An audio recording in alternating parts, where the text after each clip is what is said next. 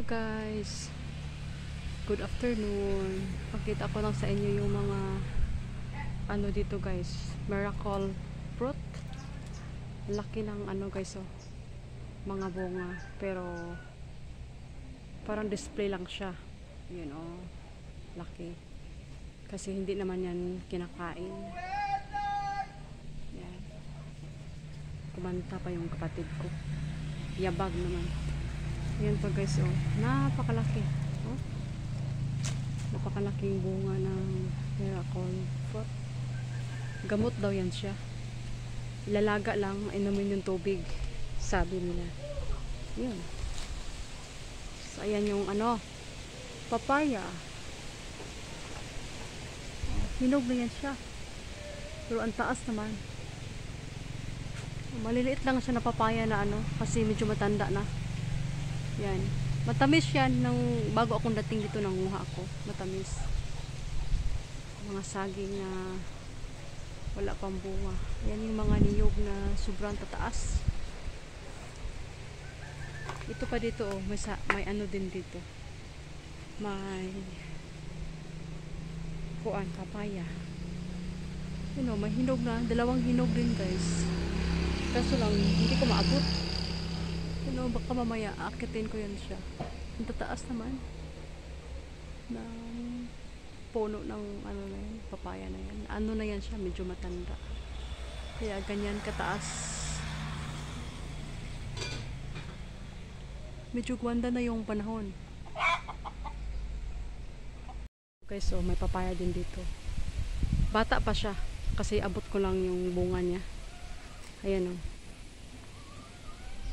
abot ko lang. Ang lalaki nito, pero wala pang magulang or walang hinog kasi kakapitas lang nila ng hinog. Mababa lang siya na papaya. At ito naman dito yung saging. Wala akong madala guys, pauwi ng Maynila. You know, yan siya. Saan ba yun? Hindi ko makita. Kulang pa sa ano, guwang. Yan, malaki namang bulig pero kulang pa sa guwang. Ayan, oh, mga bata pa. Ito siya, ano na, medyo ano na, okay, pero para sa akin, ano pa, kulang pa. By ano yata yan, February or March, saka siya pwede pang ano, tubain. At ito yung ano guys, oh, nilinis namin. Nawala na yung mga maraming kuan dito, maraming gabi or taro, kasi pinagtatabas ko. Ako ang nagtatabas ng mga taro na yan. Sisibol naman yan sila ulit. Yan, nilinis ko yan dyan para walang ano, ahas. Doon sa baba is napakaraming gabi or taro. Ayan, hindi pa ako tapos sa pagsisiga dyan. Sa pag-uwi ko ng Maynila guys, wala akong madalang ano, saging, kasi doon sa kabilang bahay namin, mayroon siya ng saging doon na magulang. Kaso lang bininta ng kapatid ko kasi wala namang kumakain dito. Sayang lang. Pag sinasaing nila, mama ko lang ang kumakain. Hindi kumakain yung mga bata, mga pinsan ko at anak ko. Kaya bininta na lang ng kapatid ko doon sa palengke. Punta tayo dito banda. Ito yung tanim ko guys, oh, na ampalaya. Sumibol na. Bumili pa ako ng seeds. Yan din. Yan din ang aking, ito pa. Sa ano lang to? Sa harap ng bahay. Dito naman tayo sa puno ng ano, prutas nito. Yan yung bunga guys, oh. Carnaba or guyabano. Nabali siya. Maraming bulaklak. Yan na yung tanim namin dito. Prutas. Avocado is bata pa. Bata pa yung avocado. Yan. Matamis daw yan na ano, carnaba. At may puno din dyan ng bayabas. Yan yung gulay guys. O yan. Itong ganito. Kumain ba kayo ng ganito? Tanda na. Sa ilalim. Pinatanda ng nanay ko para itanim din.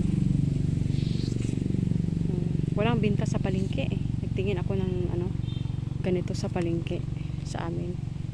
Sa palengke dito ba, walang tinda. Ganyan lang yung ano, kami lang yata ang mayroon dito ng ganyan. Hindi yata sila kumakain.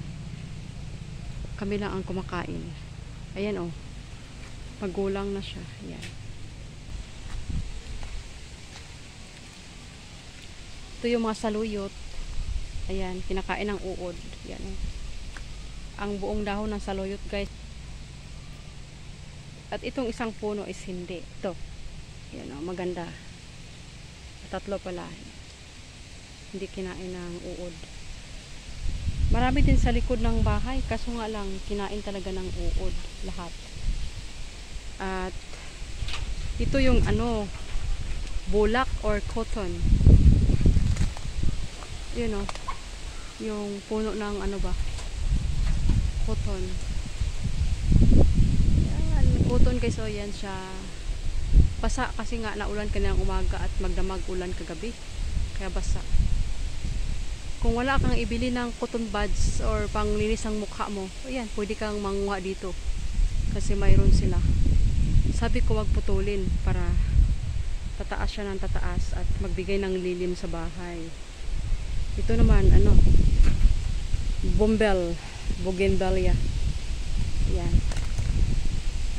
Ganito lang yung view dito sa amin. Gubat. Itong lugar na to malamang tinataguan to ng ahas. Kasi narinig ko ito eh may ano sumisipol. Yung ahas kasi guys sumisipol din yan. Kaya nung naglilinis ako doon sa maraming taro is nag-ingat talaga ako doon kasi naririnig ko yung mga ahas na nagsipol. Nagsipol yan siya. Pag magsipol yan siya, huwag ka nang pumunta sa lugar na yan kasi baka nga nakatago lang sa ilalim. So, yun. Hanggang dito na lang. Mga tanim to ng lola ko. Halaman to. May mga bulaklak. Sabi ko sa mama ko, wag patayin kasi maganda yung kulay ba na. Parang mga ano ba, mga wild flowers. Sabi ko parang sa ibang bansa. Pag dumami ito dito sa palibot is magandang tingnan, parang ano ba, sa ibang bansa, di ba, may mga wildflowers na ganyan. Ito nga lang is purple, hindi siya yellow. Mas lalong maganda pag yellow or white. Yan. Yan o, tingnan nyo guys, o yung ano, Carabao grass. Ang lago. Grabing lago niya. Ayan, may gulay din dyan, yung gumagapang. Ayan yung taro. The big taro. Naalala ko yan guys, yung taro. Nag-alaga din ako sa tower. 2 paso. Hindi hiyang doon sa tower kaya namamatay. Ayan o, ang tataba o, hindi naman inalagaan. Pupunta pa pala ako sa tiya ko ngayon. Yun, doon pa din kailangang linisan yan. Hindi naman nalinis. Mahal din magpalinis dito guys. Sa amin ng ano, ng mga bakanting lote, kung linisan mo ang mahal ng bayad. Yan, naglaba ng kapatid ko. Saka umulan. Saka naman naglaba. Ako naglaba ako kahapon. Maganda yung panahon kahapon. Kaya mas okay na kahapon ako naglaba. Ito din dito guys sa likod. Napakagubat nito. Ay ang ano, kapal ng mga Carabao grass. Ito. Yan oh. Dito kami nagbibilad ng palay guys. Pag summer kasi is medyo ano ito, kalbo. Kasi nagkulay brown siya. Ayan. Dati nung bata pa ako, dito kami naglalaro. Kasi malinis to noon. Kasi yung lola at lolo ko, masipag yun maglinis. Ngayon kasi dito, mama ko lang. May pilay kasi yung mama ko sa ano, shoulder. So, hindi siya mag-aanong nakapagtrabaho. Kaya ganun yung nangyari. At papa ko naman is, nagtatrabaho din yan araw-araw. At doon sa dulo, doon yung kanyang ano, parang garden. Nandoon yung kanyang kamuti, mga taro at kamuting kahoy. Hindi na ko napagawi doon kasi sinasaway ako ng nanay ko pumunta doon kasi dahil sa ahas nga, delikado ba yung mga sawa. Yan o, yung halaman na yan guys, nagiging puno na siya. Ang taas, yan o, ang taas. At Nagsipag na lang ako ng mag-upload dito guys para remembrance pag ako ay bumalik na sa tower. Alam niyo man, pag bumalik ako sa tower, ang upload ko is puro buildings, puro, alam niyo ba yan, mga bahay-bahay lang yung makikita nyo sa upload ko. So ngayon andito ako sa bukid, pagsamantalahin ko na yung ano, yung pagbibideo-video ng mga puno-puno. Dito ang kapal. Hindi na to kaya guys i-spray na pampapatay. Hindi na kaya. At sayang din kasi pag nung nag-spray sa dito, sayang kasi namamatay yung mga manok nila kasi nalason. Punta naman ako sa bahay ng tiya ko guys. Pakita ko lang sa inyo yung ayan halaman din yan. Mga ligaw. Tumutubo lang saan saan. Ganun kalago yung dito. Yung Carabao grass. Ito hindi ko na ito nasama sa paglilinis guys, kasi nagpalinis ako, hindi ko na ito nasama. Mas mahal yung bayad, or mahal na yung bayad. Ito kailangan din itong pagputulin kasi nga libon. Yan, ganun kagubat dito sa amin banda. So hanggang dito na lang guys, maraming salamat. Naipakita ko na yung palibot dito sa amin. Okay nga ngayon gumanda yung panahon. Kanilang umaga noong nag-video din ako is talagang saklob pa ako kasi may ambon-ambon. Bye everyone. Please like and subscribe to my channel. Thank you for watching. Bye bye.